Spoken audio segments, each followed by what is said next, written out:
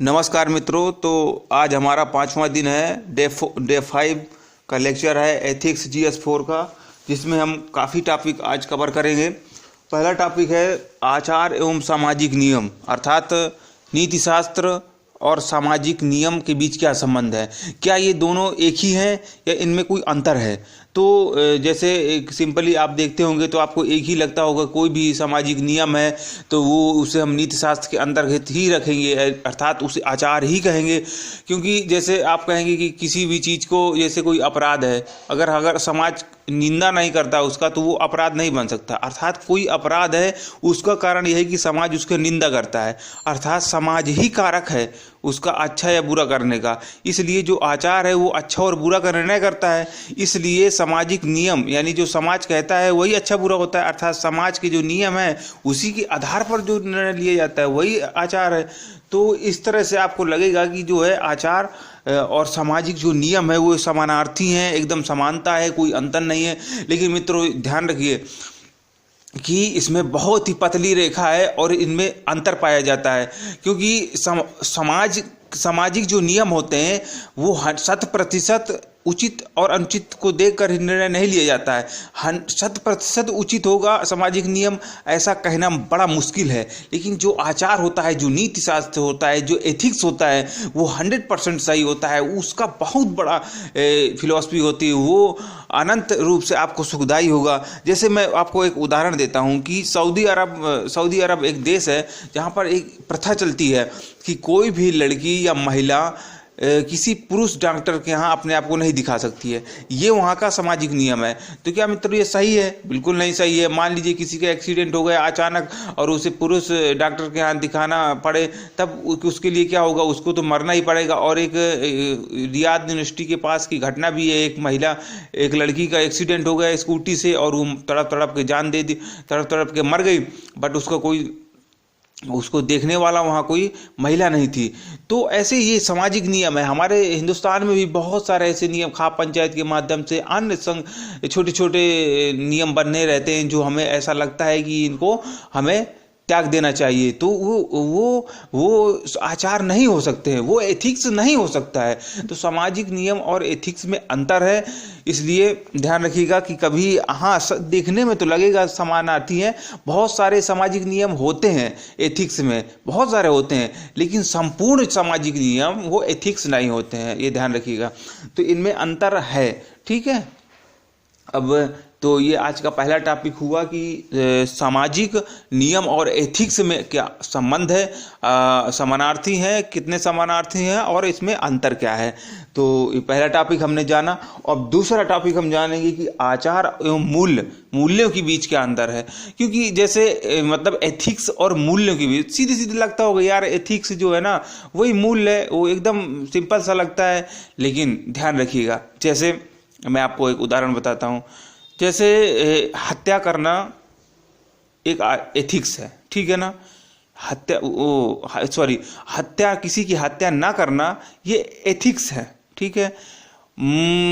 और उसके बाद जो लक्ष्य है हमारा, वो जो मूल है, वो देखिए जो मूल होता है वो आदर्श होता है, वो परम लक्ष्य होता है, वो साध होता है। और जो आचार होते हैं, जो एथिक्स होता है, ये साधन होता है, ठीक है। तो जैसे अहिंसा एक मूल है, लेकिन उसका जो साधन है, उसका साधन ये भी है कि आप जो है हत्या ना करें। उसका साधन ये भी है कि मन से आप हिंसा ना करें, वचन से हिंसा ना करें, ठीक है। तो वो तो एक तो शारीरिक रूप से यानी किसी की हत्या ना करें। इसके बाद जो मन से बुरा ना सोचें, वचन से किसी से बुरा ना बोले, तो वो भी एक हिंसा के रूप में आती है कि आप मन वचन कर्म से बुरे हो गए। तो इस प्रकार से कहेंगे कि जो मूल होता है, हमारा उद्देश्य होता है, हमारा साध होता है, और ये सब साधन होते हैं, जो आचार होते हैं, जो एथिक्स होते हैं। क्योंकि देखिए अगर दोनों ही एक होते तो देखिए जो आपने हत्या कर दिया, जो आपने हत्या कर दी वो अनैतिक हो जाता, ठीक है। अनैतिक हो जाता तो वही कह देते कि ये मूल्य सही नहीं है। ठीक है, लेकिन वचन और कर्म, मन वचन कर्म तीनों सभी चीज आ जाती हैं, इसलिए वो ये साधन बन जाते हैं और वो साध बन जाता है। तो इसके देखने में तो लगेगा कि बहुत ही समानार्थी है, बड़ा ही समानता है इसमें, लेकिन अंतर है मित्रों, इसमें काफ़ी अंतर पाया जाता है। पहला नंबर यही है, साधन और साध्य का अंतर है कि जो मूल होते हैं वो साध्य होते हैं और जो आचार होते हैं वो साधन होते हैं। और इसके बाद जो होता है, इसके बाद ये होता है कि ये जो आपके मूल होते हैं वो आदर्श होते हैं और ये निर्देशक होते हैं। जो आपके एथिक्स होती है वो निर्देशन का काम करती है और ये जो होते हैं आदर्श होता है, जो आपका मूल होगा वो आदर्श होगा और ये आपका निर्देशन का काम करता है। इसके बाद ये अब ध्यान रखिएगा कि जो अंतर है कि जो मूल होते हैं उनकी पूर्णता कभी नहीं प्राप्त होती। देखिए आप इसकी आप एक फिलॉसफी होती है, करते करते करते करते आप अंतिम बिंदु तक पहुंचेंगे तब उसको प्राप्त करेंगे, हो सकता है तब भी पूर्ण रूप से न प्राप्त कर पाए। तो ये जो होता है मूल होता है, इसको कभी आप प्राप्त नहीं कर सकते हैं क्योंकि ये पूर्ण कभी नहीं हो सकता। और ये जो आचार होता है ये प्राप्त कर लिया जाता है, तो इसमें पूर्णता पाई जाती है, ध्यान रखिएगा। तो ये हमने जाना आचार और मूल्यों के बीच अंतर, यानी कि एथिक्स और मूल्यों के बीच अंतर क्या है। अब हम जानेंगे एथिक्स और कानून के बीच अंतर। ऐसा लगता होगा जो हम लोग जो एथिक्स की चीज़ें होती हैं वही कानून में होती हैं, क्योंकि कोई भी कानून होता है वो एक अच्छे समाज के लिए होता है, एक अच्छे देश के निर्माण के लिए होता है, और एथिक्स भी वही करता है। कोई बहुत सारी जो एथिकल व्यक्ति होते हैं वही लोग कानून बनाने में भागीदारी निभाते हैं और वो लोग कानून बनाते हैं, वो हम लोग सब लोग फॉलो करते हैं। तो समानता दिखती है लेकिन काफ़ी अंतर है इनमें। पहला नंबर निर्माण में अंतर है। निर्माण में अंतर ये है कि जो आज आपके जो एथिक्स होता है वो स्वतः उत्पन्न हो जाता है। स्वतः उत्पन्न कैसे हो जाता है, जैसे आपको उदाहरण बताता हूँ कि आप किसी को आप प्रतिदिन एक हत्या करिए, एक दिन ऐसा समय करते करते एक दिन ऐसा समय आएगा कि नहीं यार ये गलत है, आपकी स्वतः आत्मा बोल देगी कि ये गलत है, ये नहीं हमको करना चाहिए। आपकी अंतरात्मा बोल देगी। जैसे कि आप बहुत सारे आप योद्धाओं को देखते होंगे कि जिन्होंने इतने सारे, जैसे कलिंग में अशोक सम्राट में कलिंग में कहते हैं कि 2 लाख लोगों की हत्या कर दिया युद्ध में, लेकिन उसके बाद भी उनकी आत्मा नहीं संतृप्त थी, लेकिन अंत में उनको एक अंतरात्मा उनकी बोली कि नहीं यार ये गलत है, और उसी के बाद उन्होंने धर्म का रास्ता अपना लिया था। तो एक बार जो एथिक्स होता है वो अंतरात्मा से आता है, किसी बाहर से थोपी हुई व्यवस्था नहीं है। तो अंतर की आत्मा बता देगी कि यार ये सही है। तो जैसा कि आपको देखा कि अशोक सम्राट को कलिंग के बाद उनको धर्म में के रास्ते में आ गए थे। तो ये जो होता है स्वतः अंतरात्मा से होता है। और जो कानून होता है इसे आप देखते होंगे, एक देश की कार्यपालिका, एक देश के राजनीतिक लोग निर्माण करते हैं और उसके बाद उसको जो है फॉलो करवाते हैं। तो ये अंतर है, निर्माण में अंतर है कि ये हम लोगों की स्वतः जो है उत्पन्न होता है, और ये जो है कानून जो होता है वो स्वतः नहीं बल्कि ये राजनीतिक लोगों के द्वारा निर्माण किया जाता है। इसके बाद स्वरूप में इसके अंतर, स्वरूप ये है कि जो आचार होता है, जो एथिक्स होता है अलिखित होता है। कहीं पर आप देखे न होंगे, कहीं पर ये नहीं है कि लिखित रूप से आचार पाया जाता है, बल्कि जो कानून होता है उसका लिखित है, जैसे कि भारत का एक संविधान बना हुआ है। इसके बाद नियामक, जो रेगुलेट कौन करता है इसको, तो जो एथिक्स होता है उसको रेगुलेट कौन करे। देखिए इसका कोई औपचारिक संस्था नहीं है, इसको तो मन और बुद्धि आपके ही रेगुलेट करती है। जैसे आप कोई गलत कार्य कर देंगे तो आपको मन बुद्धि खराब हो जाएगा, आप तनाव में आ जाएंगे, कहेंगे यार बहुत गलत हो गया, ये असत्य का मार्ग है, सत्य का मार्ग नहीं है, जो है बड़ा दुख मिल रहा है, बहुत कठिनाई है। इस प्रकार से जो कानून होते हैं इसके लिए तो इसका रेगुलेट करते हैं, इसका जो है जैसे कार्यपालिका लागू करवाती है और सर्वोच्च न्यायालय उसको दंडित करती है। यदि कोई किसी प्रकार से कोई अवमानना करता है तो उसको, यदि कानून को कोई उल्लंघन करता है तो सर्वोच्च न्यायालय दंडित करता है। अर्थात इसका जो रेगुलेट करने का मामला है तो वो सर्वोच्च न्यायालय और कार्यपालिका के माध्यम से होता है। बल्कि जो एथिक्स होता है वो एथिक्स का कोई रेगुलेटर नहीं होता है, बल्कि हम ही सब स्वयं के व्यक्ति होता है। इसमें कोई औपचारिक संस्था क्योंकि नहीं होती है।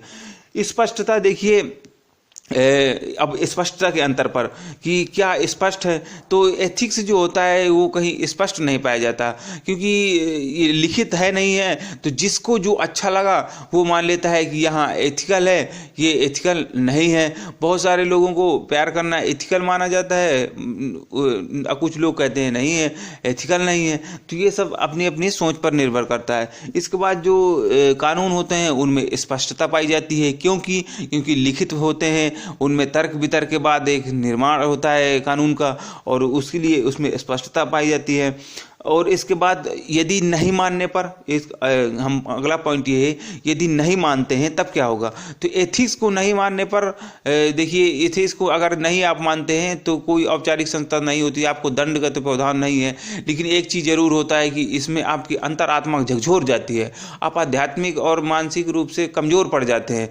लेकिन जो है इसमें कानून का उल्लंघन करने पर यदि नहीं मानते हैं तो इसमें आपको दंड का प्रावधान होता है, इसमें आपको दंड दिया जाता है। तो हमने क्या अध्ययन किया कि आचार अर्थात एथिक्स और कानून पर जो अंतर है, एथिक्स और कानून का जो अंतर है, वो पहला पॉइंट ये है कि निर्माण के स्तर पर, निर्माण में कैसा अंतर है, स्वरूप के स्तर पर कैसा स्वरूप है, लिखित है अलिखित है, नियामक के स्तर पर, यानी इसका रेगुलेट कौन करता है, किसमें रेगुलेटर, इसमें रेगुलेशन होता है या नहीं होता है। इसके बाद स्पष्टता के स्तर में स्पष्ट है कि नहीं है। इसके बाद नहीं मानने पर क्या होता है, अर्थात उल्लंघन करने पर क्या होता है। इसके बाद अब हम लोग जानते हैं कि हमने जाना कि आचार एवं सामाजिक नियम क्या है, आचार एवं मूल्य क्या है, और आचार एवं कानून, यानी इनके बीच आपस में संबंधों के बारे में हम लोग डिस्कशन करते हैं। अब जो है हम लोग जानेंगे, अब हम जानेंगे जो है कि कुछ अवधारणाएं हैं एथिक्स से रिलेटेड, जैसे विभिन्न छोटी छोटी परिभाषाएं हैं, उनको हम लोग जानेंगे। उसके बाद फिर हम लोग अगला टॉपिक होगा कि एथिक्स के निर्धारक कौन कौन से हैं, यानी कौन कौन से ऐसे कारक हैं जो जिसके माध्यम से जिनके माध्यम से एथिक्स लागू होता है, अर्थात निर्धारक कौन है। तो पहला जो टॉपिक यही है, पहला टॉपिक है आज का जो है, जो अवधारणा है मूल अवधारणा पर, कि इसकी यानी एथिक्स की मूल अवधारणा है, एथिक्स की मूल अवधारणा कौन कौन सी हैं, छोटी छोटी परिभाषाएं हैं। तो पहला नंबर हम जान लेंगे सत्य और शुभ में क्या अंतर है। सत्य और शुभ, देखिए जैसे वाक्य से आपको अंतर लग रहा होगा। सत्य का मतलब होता है, इंग्लिश में इसे कहते हैं राइट, और शुभ का मतलब होता है गुड। तो जो राइट होता है, राइट का मतलब उचित अनुचित, और शुभ का मतलब होता है गुड, इंग्लिश में कहते हैं। तो ये जो होता है ये साधन होता है, जो सत्य होता है ये साधन होता है, और उसके बाद जो शुभ होता है वो एक परिणाम होता है। जैसे उदाहरण के तौर पर, जैसे आप लोग पढ़ते हैं, ठीक है, तो आप पढ़ते हैं तो उचित कार्य करते हैं, उसका जो परिणाम आता है आप परीक्षा में पास कर जाते हैं, तो ये शुभ है। जब देखिए जब रिजल्ट आता है आप लोग कितने खुश हो जाते हैं। तो ये जो शुभ होता है, यानी जो गुड होता है, कहते हैं ना गुड है, तो जो शुभ होता है अर्थात गुड होता है, वो क्या होता है, परिणाम होता है किसी चीज़, सत्य का परिणाम होता है। अर्थात सत्य का मतलब जो राइट है उसका परिणाम होता है, अर्थात जो हम लोग करते हैं उचित अनुचित के आधार पर करते हैं वो इसका परिणाम होता है। तो जैसे आप सत्य करेंगे अर्थात जो उचित करेंगे तो उसका परिणाम क्या होगा, शुभ होगा। और जैसे आप असत्य करेंगे अर्थात अनुचित करेंगे तो उसका परिणाम क्या होगा, अशुभ होगा। आप नहीं पढ़ेंगे तो नहीं पढ़ने का परिणाम ही होगा कि आप परीक्षा में फेल हो जाएंगे, तो वो आपके लिए क्या होगा, अशुभ होगा। अर्थात सत्य और असत्य, सत्य और शुभ में अंतर है कि सत्य क्या है, साधन है, और शुभ क्या है, एक साध्य है। इसके बाद ये आपका कारक है, यानी सत्य आपका कारक है और शुभ आपका परिणाम है। इसके बाद तो हमने ये जाना छोटी छोटी परिभाषाएं कि बहुत छोटे छोटे अंतर होते हैं, तो मूल इनकी अवधारणा है, तो इनको हमको जानना बहुत ज़रूरी है, क्योंकि छोटी छोटी बातें अगर नहीं ध्यान नहीं तो हम अंतर नहीं कर पाएंगे, हम लोग एथिक्स को अच्छे से नहीं जान पाएंगे, और इसको जानना है तो हमको ये सब करना पड़ेगा, छोटी छोटी बातें। तो हमने जाना कि सत्य क्या है और उसके बाद शुभ क्या है। अब आते हैं एक सर्वोच्च शुभ पर। सर्वोच्च शुभ क्या है, यानी अनंत शुभ, यानी जिसको हम लोग ध्यान दें कि यार ये अनंत शुभ है, इसकी प्राप्ति हो जाए तो जीवन खुशहाली हो जाए, क्यों ना इसको हम प्राप्त कर सके। तो जो अब देखिए सत्य हमने जाना कि सत्य क्या है, साधन है, शुभ क्या है, उसका साध्य है। अब सर्वोच्च शुभ का मतलब शुभ से भी बड़ा सर्वोच्च, शुभ से भी बड़ा शुभ, अर्थात सर्वोच्च शुभ, यानी जिससे बड़ा कोई शुभ ही नहीं हो सकता। अर्थ अब जानिए, ये है कि जो सत साधन है शुभ का और शुभ साधन है सर्वोच्च शुभ का। तो जैसे उदाहरण के तौर पर जैसे आप पढ़ाई करते हैं, ठीक है, तो ये आपका क्या होगा, सत, अर्थात ये उचित कार्य हो गया। उसके बाद जो रिजल्ट आया, आपने 12वीं कक्षा पास की, वो आपका हो गया शुभ। और सर्वोच्च शुभ क्या है, जब आपकी नौकरी मिल गई आपको, तो क्या हो गया, वो सर्वोच्च शुभ। तो ये ध्यान रखिए कि आप पढ़ाई करते हैं, अर्थात साधन है क्या, सत, वो आपका परिणाम आया शुभ के रूप में, और शुभ का परिणाम हुआ सर्वोच्च शुभ। यानी आप परीक्षा में पास हुए तो अंतर्गत जब आप मेहनत और करते जाएंगे, अगली परीक्षा पास करेंगे, 12वीं से आप ग्रेजुएट होंगे, फिर अंत में जब आपका नौकरी लग जाएगी, तो वो माना जाता है सर्वोच्च शुभ। अर्थात ये जो शुभ होता है, जो सर्वोच्च शुभ होता है, वो अनंत शुभ होता है। इससे बढ़कर के कोई शुभ नहीं होता है। ये सब ये अंतिम अवस्था होती है शुभ की। तो अब आप जैसे कि आपको जो आप आईएएस ऑफिसर है, आईएएस ऑफिसर बनेंगे, तो आपके लिए ये सत शुभ और सर्वोच्च शुभ का क्या मायने रखता है, क्या है, हम इसको जानने की ज़रूरत है। तो देखिए, जैसे आप लोग जब एज ए आईएएस ऑफिसर जिला अधिकारी के रूप में मान लीजिए आपकी नियुक्ति होती है, किसी भी जिले में, कहीं किसी भी कैडर के जिले में आपकी नियुक्ति होती है, तो जब आप अच्छा कार्य करेंगे, एज ए एडमिनिस्ट्रेटर के रूप में आप बहुत अच्छा काम करेंगे, आप ईमानदार होंगे, आपके अंदर सत्यनिष्ठा होगी, आप तरफदारी नहीं होगी, आप मेहनती होंगे, आप एकदम जनता के साथ जुड़ करके कार्य करेंगे, तो इसकी जो ये आपका क्या हो गया, ये आपका साधन हो गया, अर्थात सत्कार कर रहे हैं, अर्थात उचित कार्य कर रहे हैं। और जो आपका शुभ आएगा, शुभ ये आएगा कि आपकी सराहना शुरू हो जाएगी, आप कहेंगे बहुत अच्छे जो है आईएएस ऑफिसर हैं। इसके बाद सरकार के कानों में खबर पहुंचेगी तो आपको जिलाधिकारी के रूप में ही बनाए रखा जाएगा, छोटे छोटे जिलों में से बड़े जिलों में पहुंचा दिया जाएगा। तो ये क्या होगा, आपका शुभ होगा। अब सर्वोच्च शुभ ये होगा कि आपने इतना अच्छा कार्य किया कि सरकार आपको जिलाधिकारी के पद से हटा ही नहीं रही है, और इतनी ज़्यादा लोकप्रियता हो गई है, और अंतर्गत आपको पद्म पुरस्कार भी मिल गए हैं, आप एक रोल मॉडल बन गए हैं एडमिनिस्ट्रेशन के क्षेत्र में। तो ये क्या होगा, ये आपका सर्वोच्च शुभ हो गया। तो ये आपके आईएएस ऑफिसर के रूप में जानने की ज़रूरत होनी चाहिए कि ये हमारे लिए क्या है, सत्य क्या है, शुभ क्या है, सर्वोच्च शुभ क्या है, हमें इसे धारण करना चाहिए, क्यों धारण करना चाहिए, इसका परिणाम क्या होगा। तो मित्रों, ये सब हमें जानने के लिए बहुत जरूरी है।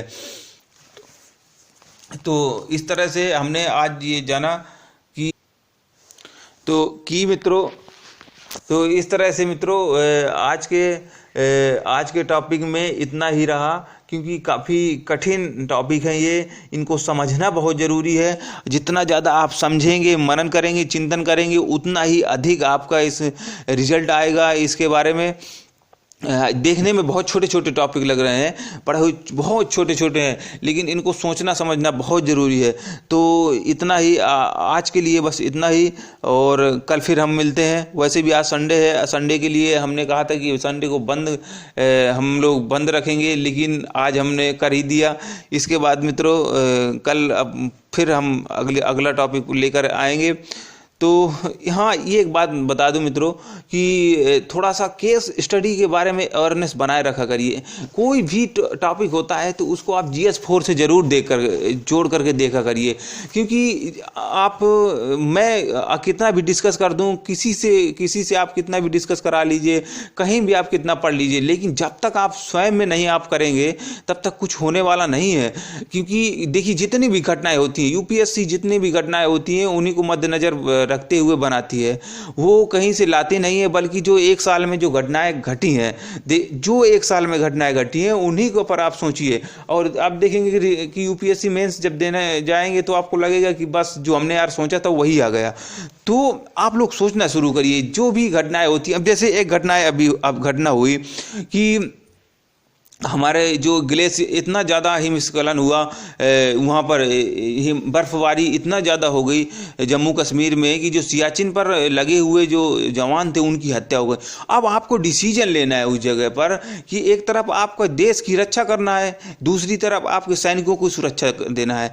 तो किसका निर्णय करेंगे, कैसे निर्णय करेंगे कि देश की सुरक्षा, हमारी आंतरिक सुरक्षा भी, इंटरनल सिक्योरिटी का भी इशू हो सकता है, तो इसको हमारा इंटरनल सिक्योरिटी भी अच्छी से रहे और जो सैनिक हैं सैनिक भी सुरक्षित रहे। इतनी उनकी जो 15-15 लोग जवान जो मर गए उनको नहीं मरना चाहिए। तो ये सब आपको सोचते रहना है, यही सब आप देखिएगा। अब जब डिसीजन करने के लिए यही आपसे पूछा जाएगा और बहुत कहीं से आसमान से टपक कर नहीं क्वेश्चन आएंगे, यही क्वेश्चन साधारणतः आ जाएंगे। लेकिन आपको अवेयरनेस बनाए रखनी है, आपको लगातार सोचते रहना है।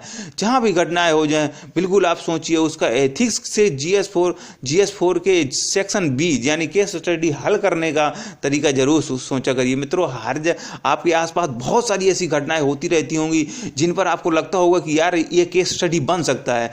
केस स्टडी के लिए ना तो देखिए कोई किताब अभी तक छप पाई है और ना ही कहीं आप नेट में भी जाएंगे तो बहुत आपको अच्छा कोई मटेरियल नहीं मिलता है।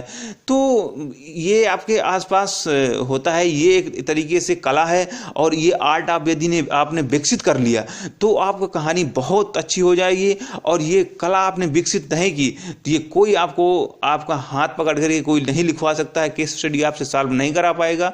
ये आपको विकसित करनी है। तो केस स्टडी के लिए अवेयरनेस बनाए रखिए, ये जरूर ध्यान। और हम लोग लगातार केस स्टडी डिस्कशन करें, हम पिछले अभी 2 केस स्टडी डिस्कस कर ही चुके हैं और लगातार हम लोग करते रहेंगे। तो हमें तो अपना प्रयास जारी रखना है, लेकिन थोड़ा बहुत आपको भी ध्यान रखना है। तो आज के लिए बस मित्रों इतना ही। नमस्कार। जो भी आप अपेक्षाएं रखते हो ध्यान रखिए, जो भी मैं बार बार कहता हूं कि जो भी आप आशा रखते हो, अपेक्षाएं रखते हो, उसके लिए आप कमेंट जरूर करें और कमेंट जरूर करें। हाँ, ये लाइक जरूर कर लिया करिए और कर दिया करिए। इसके बाद जो है आप कंटिन्यूसली हमसे जुड़ जाएं, इसके लिए ये है कि आप सब्सक्राइब कर लें तो और भी बेहतर होगा, ताकि आपका हमारा जो अंतर है वो एकदम ख़त्म हो जाए और हम आपके पास रहें हमेशा। नमस्कार मित्रों, आज के लिए बस इतना ही।